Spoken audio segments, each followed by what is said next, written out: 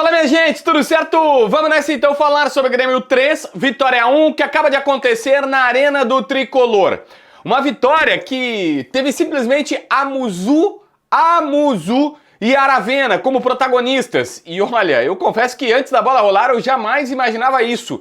Por isso que eu coloquei uma vitória com protagonistas improváveis. Porque tem outros, o Cristaldo entrando e jogando bem, o Grêmio tendo o André Henrique mais uma vez marcando um gol. Foi uma vitória com vários pontos bem interessantes e que podem gerar alguma repercussão no futuro gremista de, bom, quem sabe recuperaram-se esses jogadores, é um novo momento para eles. Mas também algumas coisas um tanto quanto óbvias. O Pavon não indo bem e saindo até vaiado da arena, chorou inclusive nesta situação, e outras não tão boas quanto, por exemplo, as lesões. Volpe, William,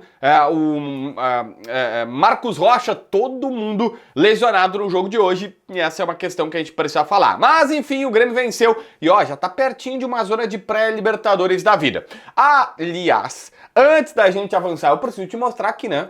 JB primeiro, acertei o palpite, coloquei que seria 3-1 lá no debate raiz. Só, o Grêmio vence por 3-1. Me dei bem, quase que eu acerto os dois, hein? Eu disse que ia ser 2-1 Inter e 3-1 Grêmio. E aí, me dei bem lá, pelo menos no do Grêmio. E aqui, ó, o que vale, tá? Não só no ranking das coroas lá do debate raiz, tá aqui, ó. O Grêmio vem sem sofrer gols e o William daria pelo menos um chute a gol, né? Eu errei o Odão, me quebrei no Odão. Mas acertei nessa aqui, ó, uma quádrupla, que era o seguinte: Grêmio vence, o jogo vai ter mais de 2 gols e meio, ou seja, pelo menos 3 teve. O Grêmio estaria vencendo no intervalo e venceria no final do jogo. E teria gols em ambos os tempos, tá? Pagando 4,58. Essa aposta quádrupla aqui. Eu botei 5, saí com 22 conto na conta. Tá aqui, tá provado. O erro e o acerto. Eu gastei 10, porque eu fiz duas, né, de 5, e numa ganhei 22, ou seja, eu tive um lucrinho de 12 e alguns quebrados. Bom, se tu quiser brincar e te divertir, a KTO é assim, a gente ganha, perde, empata, enfim, se diverte. Se tu estiver preparado, sendo maior de 18 anos e tendo o juiz nessa cabeça, na descrição no primeiro comentário vai ter meu link personalizado, o link da sorte pra ti ir lá brincar e te divertir, beleza?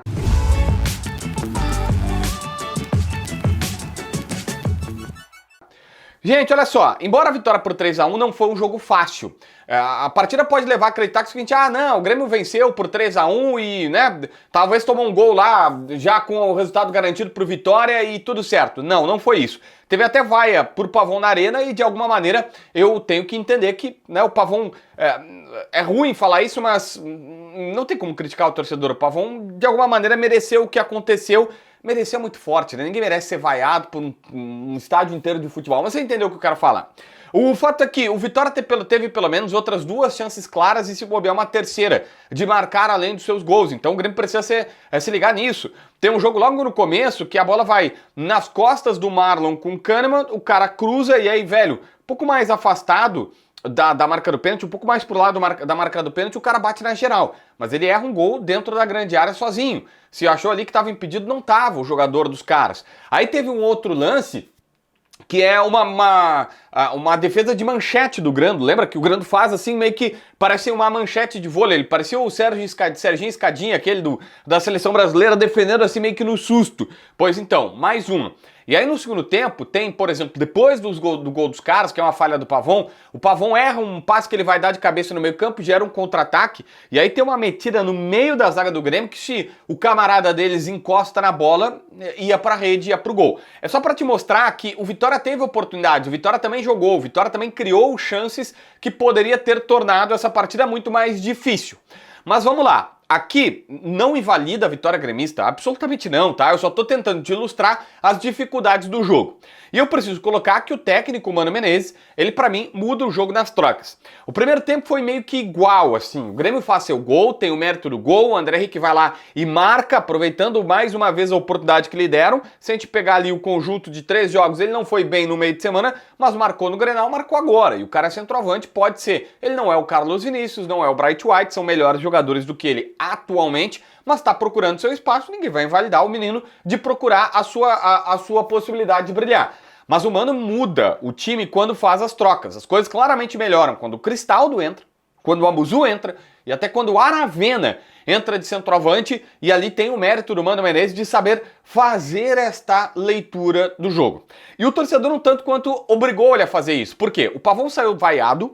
Eu não consigo criticar o torcedor do Grêmio, embora, obviamente, vaia nunca é positivo. Ninguém diz assim, nossa, eu adorei ser vaiado, ou o jogador diz, eu não estava me dedicando, agora eu vou me dedicar porque me vaiaram. Isso não existe. Isso absolutamente não existe. Vai acontece o que aconteceu com o Pavão, que foi pro banco, começou a chorar. E é isso que normalmente acontece quando alguém é vaiado na sua vida. Ela se deprime, ela fica chateada, ela fica batida. Foi isso que aconteceu, deu pena do Pavão. Mas eu entendo o torcedor que tá ali, que pagou ingresso, que é torcedor do Grêmio, fanático, ver um cara que errou muito. E o Pavão errou muito na partida.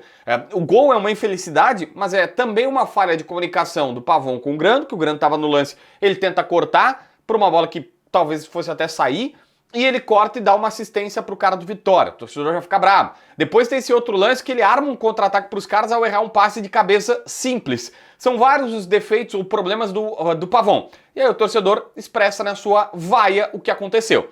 O Mano Menezes tinha que mudar e aí faz mudanças. E ele faz algumas mudanças interessantes. Ele coloca o Cristaldo, porque nesse momento o William já saiu, vou falar sobre isso, e o Cristaldo devolve pro meio-campo uma qualidade, uma técnica. Ele participa ativamente do gol do Amuzu numa tabela com o Arthur e ele toca pro Amuzu fazer o gol. E aqui eu destaco duas coisas. Primeiro, a direção tinha falado isso. Olha, a gente acha que com o Arthur o Cristaldo vai ter mais possibilidades porque ele gosta dessa bola trabalhada pelo chão e o Arthur vai dar esse 2-1 para ele. Foi isso que aconteceu nesse gol. Ponto para um pensamento dos dirigentes que pode ser que aconteça a partir de agora com mais frequência por conta desse entrosamento. A outra situação é, o Cristaldo não é necessariamente uma surpresa, como foi a Amuzu e a Aravena de protagonista, porque ele sempre tem esses lances geniais de protagonismo. O problema dele é manter isso, manter por mais jogos, no próximo jogo ele decidir, no outro, e ter participações mais ativas. É essa sempre a cobrança do Cristaldo, e enfim, aquela velha história que a gente fala, já viu, ele em 90 minutos, não joga por 89, e em 1 minuto ele vai lá, dá um gol, uma assistência e fica bom para ele, mas nem sempre vai se conseguir isso e quando ele não consegue são 90 minutos apagados. Enfim, a gente já debateu bastante Cristaldo na vida, mas só para falar. A grande surpresa do dia para mim, a grande surpresa foi Amuzu. Um gol e uma assistência e entrando ligado no jogo, entrando entendendo a partida, na ponta esquerda, fazendo primeiro a jogada do gol, complementando um passe bom do Cristaldo para a rede e depois fazendo uma bola ali, ele divide com o zagueiro, ela até parece bater na mão dele, mas é um lance completamente involuntário, muito antes do gol acontecer e tal, e automaticamente ele consegue efetivar uma jogada pro gol do Aravena. Cara, uma surpresa. A gente sempre falou, olha, esse é um jogador que tem dificuldades, ou teve, ainda tem, pela língua, pela cultura, ele tem várias questões, ele é um cara, e aí, respeito máximo a ele, a religião dele, mas ele é só para contextualizar pra galera, ele é muçulmano, ele vive uma rotina de vida completamente diferente de um cara que jejua, que respeita a religião dele, tá tudo certo, mas imagina para esse cara que aparece no futebol brasileiro com comidas diferentes, climas diferentes, pessoas diferentes, línguas diferentes, jeitos táticos e técnicos de treinar completamente diferentes e sem entender nada da cultura, inclusive do campo e do extracampo, ele tem que render em 2, 3 jogos. Não aconteceu. Agora ele tá dando uma amostra de que, opa, quem sabe ganhar uma sobrevida. É muito cedo para cravar qualquer coisa, mas essa é a esperança que tem que se apegar. O mesmo vale para o Aravena. O Aravena entrou de centroavante. O Aravena entrou na vaga do André Henrique. Cara, foi bem, tá? Ele foi bem. Ele entrou, botou fogo no jogo, correndo e tal, fez um gol, poderia ter feito outro. Jogou bem. Gostei. Acho que tem aqui, o Mano vai precisar, né? Porque daqui a pouco, perdeu o Carlos Vinícius. Bright tá lesionado, não volta mais agora, só o ano que vem. Perdeu o Carlos Vinícius. Aí o André Henrique cansou, precisa de uma troca. Tá treinando já quase um mês com o Aravena de centroavante, ele foi bem. Hoje melhorou a situação e tudo mais. Fora isso, alguns destaques. Noriega, dá segurança no meio campo. Não é um criador nato, não vai ser esse cara, mas ele é aquele cara primeiro volante, volantão. O Arthur faz a fluidez acontecer no meio campo e mais. O Edenilson jogou bem do lado dele. Não sei se é o Arthur que ajudou o Edenilson, se o Edenilson melhorou, se ele se entrosou melhor, se as coisas aconteceram. Foi um pouquinho melhor essa situação. Coloco aqui como ponto negativo as muitas lesões, cara. Nossa, mas muita lesão mesmo. A gente começa o dia com o Volpi fora, porque sentiu contra o Flamengo, piorou contra o Botafogo e agora jogou o Grenal, imagino que ele tava no sacrifício, e agora não conseguiu, joga grande. Aí depois o William, pô, azar danado, não é nada, não tinha nada que o Grêmio fizesse, ele levou um chute no pé, levou um chute na lateral do pé, tava com gelo, e aí tem que sair da partida por conta das dores. Para fechar, o Marcos Rocha também pediu para ser substituído.